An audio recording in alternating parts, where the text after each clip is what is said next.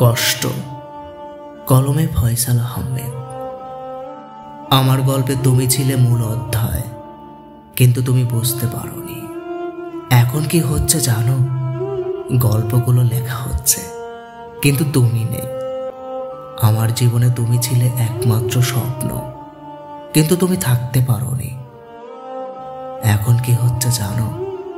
স্বপ্নগুলো পূর্ণতা পাচ্ছে, কিন্তু তুমি নেই।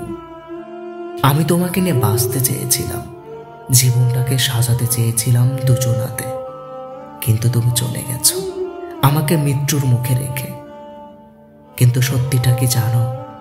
আমি এখনো দিব্যি বেঁচে আছি, জীবনটাকেও সাজিয়ে নিয়েছি। তুমি আমার গল্পে না থাকা, স্বপ্ন থেকে হারিয়ে যাওয়া, এটা তোমারই ব্যর্থতা প্রিয়, তোমারই ব্যর্থতা।